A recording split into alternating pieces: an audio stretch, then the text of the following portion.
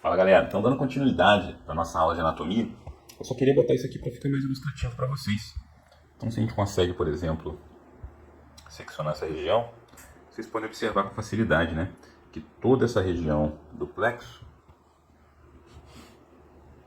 ela se posiciona na região inferior das costelas. Vale ressaltar que aqui vocês não conseguem visualizar completamente, mas ele vai estar localizado na porção inferior de cada costela. Deixa eu ocultar mais um pouco. Aqui. Então aqui eu acabei de retirar os músculos intercostais, né? Vou tirar o peitoral menor também. Ok. Agora intercostal externo. Aqui tem o intercostal íntimo também, vai embora. Pronto. Cortei tudo e a gente conseguiu visualizar muito melhor. Então olha aqui. Vou tirar também os ligamentos. Pronto. Tá bem simples de visualizar. Então quando a gente olha assim, na porção inferior de cada costela, a gente visualiza com facilidade o seguinte, ó. Aqui nós temos o feixe, né? Então, ó.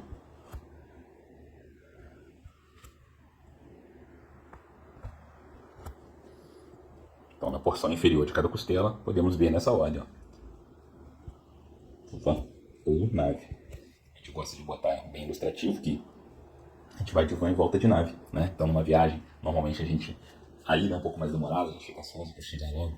Então, a gente lembra que de forma mais lenta, o sangue também mais lento, a gente encontra aonde? Nas veias. Então, começa pela veia e a gente vai de van. E o estímulo nervoso é muito rápido, né? Um estímulo elétrico. Então, ele viaja através da inervação de forma muito rápida. Então, a gente volta de nave, tá? Então, fica uma dica para vocês gravarem a ordem onde a gente vai encontrar essas estruturas, beleza? E é importante que a gente saiba isso para, no momento que a gente for realizar alguma intervenção, ou for auxiliar, né, dependendo da sua função, para que você saiba como será realizado esse processo, ok? Aqui também no sistema respiratório, fica evidente para nós. Primeiro a presença aqui do diafragma, a gente vê que é um músculo fortíssimo, tá? Mas que a sua espessura é mínima. Observem que ele é bem fininho, tá? Ele fica nessa porção mais côncava, né? Sendo a base da nossa cavidade torácica, mas percebam que ele é bem, bem fininho. E o nosso coração e os pulmões repousam sobre ele, ok? Vou seccioná-lo aqui, vou tirar também alguns ossos, e agora sim a gente consegue observar melhor. Aqui nós temos a cartilagem tireoide, cartilagem cricoide. Deixa eu tirar esse músculo aqui. Opa, sai para lá músculo. Então, tem duas cartilagens importantes, né? Cartilagem tireoide, cartilagem cricoide. Nessa membrana, a gente vai ter uma região onde a gente vai estar realizando a cricotireoideostomia, né? Que a gente vai romper essa membrana aqui, no caso médico, né? Aqui nós temos também a epiglote, responsável aqui, ó, por tampar, né? Impedir que, por exemplo, líquidos e alimentos venham a cair na direção da traqueia.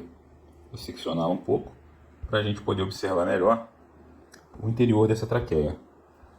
No interior da traqueia, a gente observa o seguinte, que a sua região anterior é formada por anéis cartilaginosos, enquanto na sua porção posterior não existe essa questão. Por quê? Porque atrás dela vem logo o esôfago. E o esôfago é um tubo que se dilata. Se vocês repararem, quando a gente engole alguma coisa, é difícil respirar ao mesmo tempo. Experimente em qualquer momento. É justamente para isso. Porque se a gente tivesse anéis cartilaginosos fechando completamente a traqueia, o seu esôfago não conseguiria dilatar. E aí você não conseguiria engolir, né? A comida ia ficar agarrada no estômago. Mas em contrapartida, para essa traqueia não ser totalmente colabada, né, amassada, nós temos aqui os anéis cartilaginosos, que vão impedir que isso aconteça na sua região anterior, ou seja, na frente. Temos os pulmões, eles são divididos em lobos, né? Percebam que o pulmão esquerdo ele tem 3 lobos, enquanto o pulmão direito, né, pulmão direito tem 3 lobos, enquanto o pulmão esquerdo tem 2 lobos e uma língula, né, que é a parte de um lobo que meio que atrofiou, ele evoluiu, né? Por que aconteceu isso? Porque aqui embaixo repousa quem? O coração, né, no mediastino, ele fica bem aqui, nessa região. E aí, por decorrência disso, não tem espaço para o pulmão esquerdo, né, expandir tanto. E aqui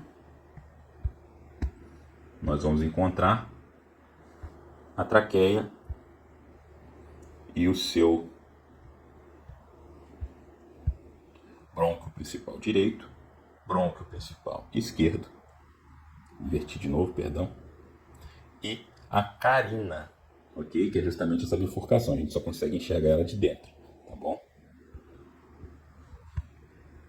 Aqui, posteriormente a isso, a gente vai encontrar as pequenas porções, né, das subdivisões do brônquio, e aqui em cada lobo a gente vai ter os bronquíolos, que vão se ramificar em alvéolos posteriormente e vão fazer essa troca gasosa. Para o coração. O coração é importante reforçar, mais uma vez, que nós temos aqui o átrio direito. Essa aqui é a nossa visão anterior dele, tá?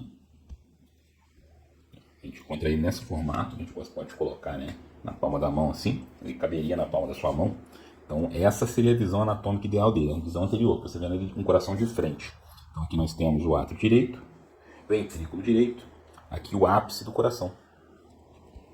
Essas pequenas orelhinhas são o que a gente chama de aurículas. Aqui é a aurícula direita e a aurícula esquerda, que são pequenas orelhinhas, vamos dizer assim, que formam os átrios, tá? A extremidade dos átrios.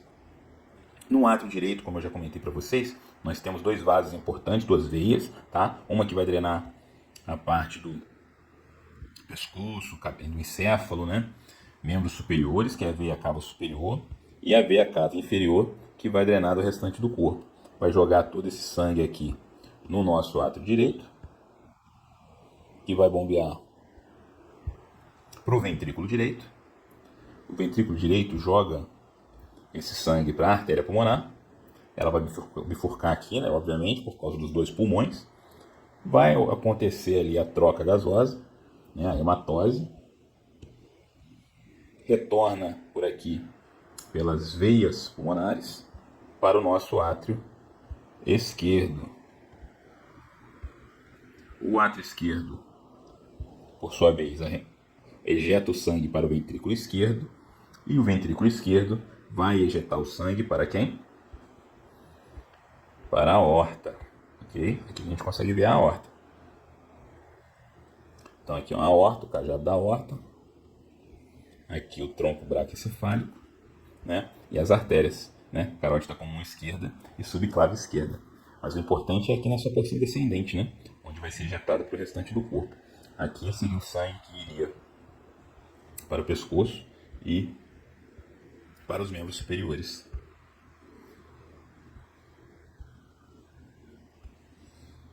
Uma visão interna, então, das câmaras cardíacas, a gente consegue visualizar as válvulas, né? Aqui só a título de curiosidade, né? A gente pode observar dentro de algumas câmaras algumas características.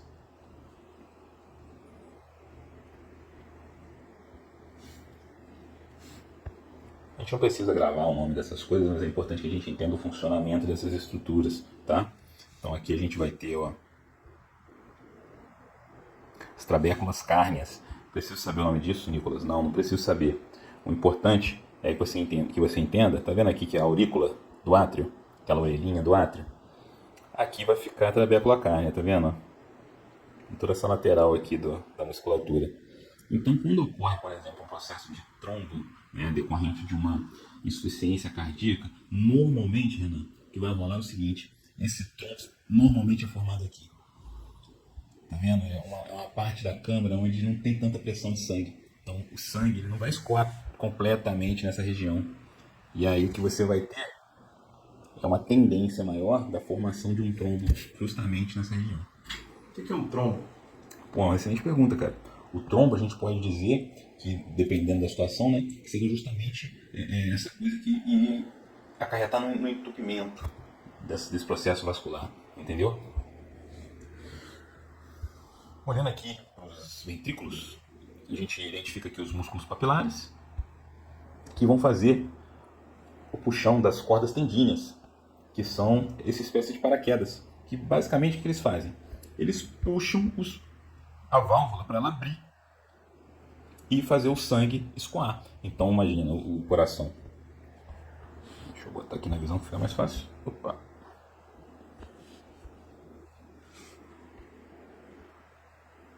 Beleza. Então olha só, o sangue vem para o átrio, né? Então tem o átrio direito. O sangue vai bombear do átrio para o ventrículo.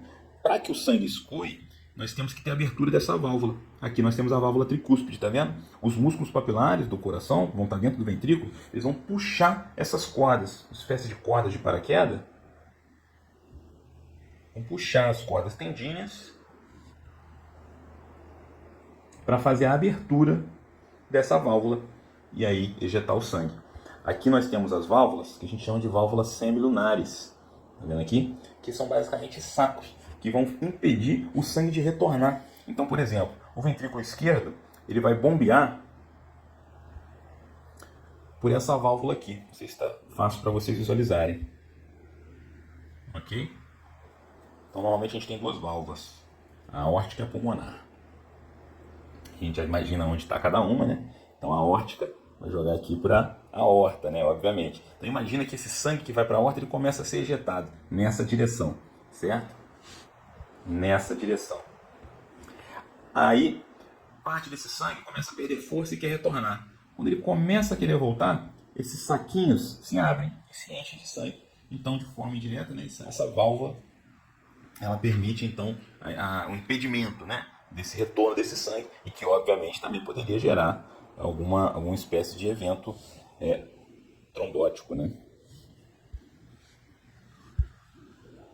Concluindo a questão da anatomia cardíaca, aqui a gente consegue ver com grande facilidade, né?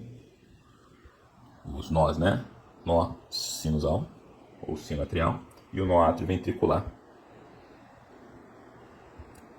e o sistema Reis-Purkinje, todo esse sistema de condução da excitação cardíaca e consequentemente da contração desse músculo. Gente, essa aula foi uma aula experimental, tá?